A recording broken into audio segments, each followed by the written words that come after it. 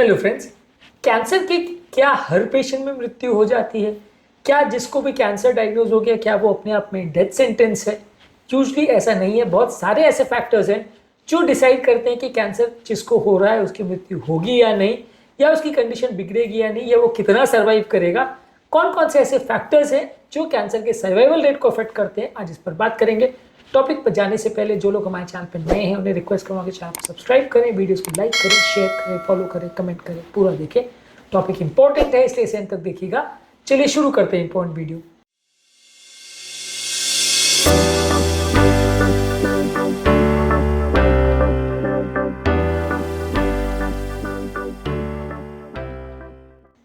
सबसे पहले कौन से टाइप का कैंसर है।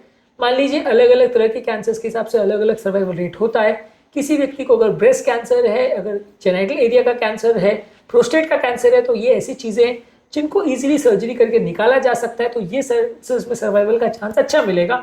और कई कैंसर जो लंबे समय तक एसिम्प्टोमेटिक रह सकते हैं, जैसे पेट का कैंसर है, पैनक्रियास का कैंसर है, या ब्रेन का कैंसर है, लंग्स का कैंसर है, इसमें ज़्यादातर सर्जरी वगैरह इतनी ईजी नहीं होती, इनको निकाल के फेंकना इतना ईजी नहीं होता है, तो इस तरह के पेशेंट में मृत्यु दर ज़्यादा होगा, इस तरह के पेशेंट्स का सर्वाइवल रेट कम होगा। तो कौन से टाइप का कैंसर है ये डिसाइड करता है। दूसरा, कौन से स्टेज पे कैंसर डायग्नोज हुआ है ये भी डिसाइड करता है कि पेशेंट का सर्वाइवल कैसा होगा। यदि फर्स्ट स्टेज में कैंसर डिटेक्ट हो जाए तो सर्वाइवल के चांस डेफिनेटली अच्छे होंगे, और जो अगर लास्ट स्टेज तक कैंसर डिटेक्ट नहीं हो पाता है तो सर्वाइवल के चांसेस कम होंगे। तो कौन से स्टेज में कैंसर का डिटेक्शन होता है ये भी काफ़ी इंपॉर्टेंट फैक्टर है जो डिसाइड करेगा कि व्यक्ति के सर्वाइवल के या मृत्यु के चांस कैसे होंगे। ये सारी चीज़ें बहुत सारे तरह से पेशेंट के लॉन्ग टर्म आउटकम्स को अफेक्ट करती है। इसके अलावा पेशेंट का ट्यूमर कैरेक्टरिस्टिक कैसा है, ट्यूमर का ग्रेड कैसा है, यानी कि कैंसर के सेल्स कितने अग्रेसिव, कितने नेचुरल होते हैं। जितने ज़्यादा नेचुरल तरह के सेल्स होंगे उतना प्रोग्रेशन या स्पीड उसका ग्रोथ फास्ट नहीं होगा। जितने ज़्यादा अग्रेसिव या म्यूटेंट सेल्स होंगे उतना ज़्यादा उसमें अग्रेशन ज़्यादा होगा। तो कौन सा ग्रेड का ट्यूमर है ये भी डिसाइड करेगा कि कितना अग्रेसिव कैंसर का प्रोग्नोसिस होगा। ट्यूमर ग्रेड पर हमने अलग से वीडियो किया है। कैंसर के कुछ जेनेटिक म्यूटेशन भी डिसाइड करते हैं सर्वाइवल। कुछ कुछ म्यूटेशंस है जो ज़्यादा अग्रेसिव होते हैं, कुछ कुछ म्यूटेशंस है जो कम अग्रेसिव होते हैं। जैसे म्यूटेशन के हिसाब से कौन कौन सी पेशेंट को कौन कौन सा थेरेपी भी रिस्पॉन्ड करेगा, और पेशेंट का पर्टिकुलर दवा से रिस्पॉन्स होगा या नहीं होगा, ये भी अलग अलग म्यूटेशन में अलग अलग रिस्पॉन्स करता है। For example, her brain tumour, her breast cancer, her genetic cancer same दवा को रिस्पॉन्ड करे ऐसा ज़रूरी नहीं है। अलग अलग केस में अलग अलग थेरेपी रिस्पॉन्ड करती है। ये सारी चीज़ें आपके म्यूटेशंस पर डिपेंड करती है। तो ये भी इंपॉर्टेंट चीज़ है कि पेशेंट का ट्रीटमेंट रिस्पॉन्स कैसा है, ये म्यूटेशंस पर डिपेंड करता है, इसलिए ये भी डिसाइड करेगा कि पेशेंट का सर्वाइवल कैसा होगा। अब पेशेंट कैरेक्टरिस्टिक में पेशेंट का एज अगर यंग है तो सर्वाइवल चांसेस अच्छे हैं, उम्र दराज है तो सर्वाइवल चांसेस कम है। तो एज इंपॉर्टेंट फैक्टर है। ओवरऑल हेल्थ कैसी है, अगर पेशेंट का ओवरऑल हेल्थ अच्छा है, बाकी कोई और मेडिकल कंडीशन नहीं है, तो सर्वाइवल के चांसेस अच्छे होंगे। ओवरऑल हेल्थ खराब है, बाकी बहुत सारी बीमारियां हैं, तो सर्वाइवल के चांसेस अच्छे नहीं होंगे। इसके अलावा कुछ कैंसर्स में जेंडर एक इंपॉर्टेंट फैक्टर होता है। हालांकि हर केस में मेल का या फीमेल का डेफिनेटली सर्वाइवल बुरा या अच्छा होगा ऐसा जरूरी नहीं है, पर अलग अलग केस में जेंडर का अलग अलग इफेक्ट होता है। कुछ केस में कोई पर्टिकुलर जेंडर में मृत्यु दर ज़्यादा होता है, कुछ केस में दूसरे में होता है। तो ये भी एक फैक्टर है जो इन्फ्लुएंस करता है सर्वाइवल रेट को। इसके अलावा ट्रीटमेंट फैक्टर्स, ट्रीटमेंट पेशेंट को मिल रहा है कि नहीं, वो कौन सा तरह का ट्रीटमेंट मिल रहा है, सर्जरी मिल रहा है, कीमो मिल रहा है, रेडियो मिल रहा है, टारगेटेड थेरेपी मिल रही है, वो ट्रीटमेंट ले पा रहा है, नहीं ले पा रहा है, एक्सेस है या नहीं ट्रीटमेंट का, ये डिसाइड करेगा ट्रीटमेंट के सक्सेस रेशियो का और पेशेंट के सर्वाइवल के चांसेस का। यदि ट्रीटमेंट अवेलेबल ही नहीं है पेशेंट के लिए तो मृत्यु दर ज़्यादा होगा।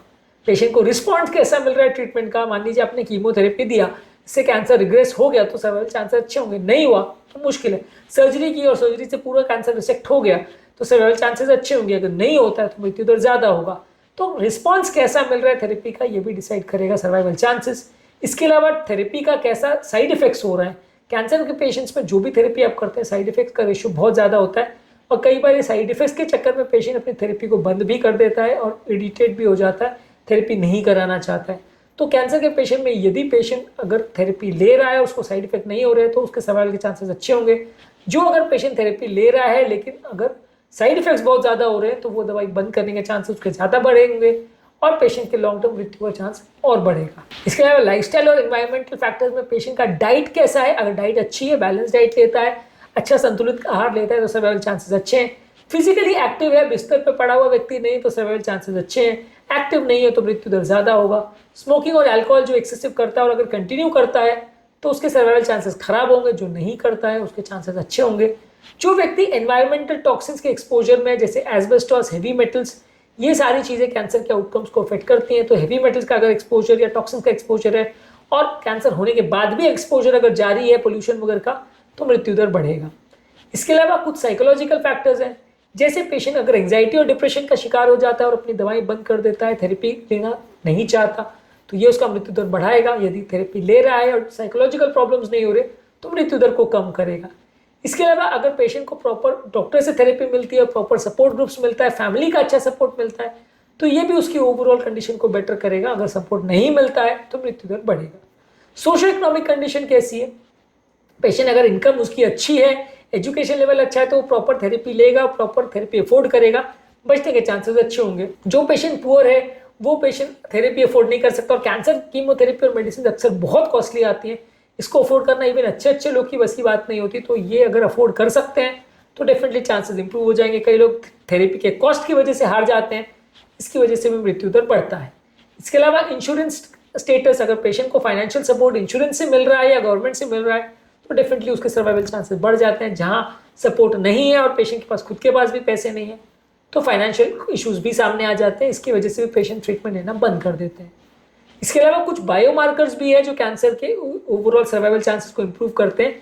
अलग अलग बायोमार्कर्स के हिसाब से भी सर्वाइवल कम या ज़्यादा हो सकता है, ये भी डिसाइड करते हैं।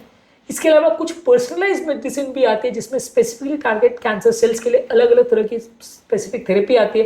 काफ़ी कॉस्टली होती है, लेकिन ये काफ़ी इफेक्टिव भी होती है, साइड इफेक्ट्स भी कम होते हैं। ये सिर्फ कैंसर सेल्स को जाके टारगेट करके मारते हैं। तो ये अगर अग्रेसिव थेरेपीज आप अफोर्ड कर सकते हो, और अगर आपके टाइप के कैंसर में ऐसी अवेलेबल है थेरेपीज, तो सर्वाइवल चांसेस अच्छे होंगे, अदरवाइज नहीं होंगे। आपको जिस तरह का कैंसर है उसमें थेरेपी कितनी एडवांस्ड है और साइंस कितना एडवांस्ड है, ये भी डिसाइड करेगा कि सर्वाइवल का चांस कैसा है। अगर मान लीजिए आपको ऐसा कैंसर हुआ जिसमें अभी तक कोई दवा अवेलेबल नहीं है, उसके लिए कोई टारगेटेड कीमोथेरेपी वगैरह नहीं आती है, तो मृत्यु दर बढ़ जाएगा। तो ये भी अवेलेबिलिटी ऑफ साइंटिफिक थेरेपी, ये भी एक इंपॉर्टेंट फैक्टर है जो डिसाइड करेगा मृत्यु दर। आज का टॉपिक में हमने बात करी कैंसर के पेशेंट में कौन कौन से ऐसे फैक्टर्स है जो डिसाइड करते हैं पेशेंट का सर्वाइवल, जिस पर पेशेंट का मरना या बचना डिपेंड करता है, और कितना जल्दी पेशेंट की कंडीशन बिगड़ेगी ये डिसाइड करता है। उम्मीद करूंगा कि आज के टॉपिक में कुछ नई बातें जानने को मिली होगी। जो लोग हमारे चैनल पर नए हैं उन्हें रिक्वेस्ट करूंगा कि चैनल को सब्सक्राइब करें, वीडियोस को लाइक करें, शेयर करें, फॉलो करें, कमेंट करें पूरा।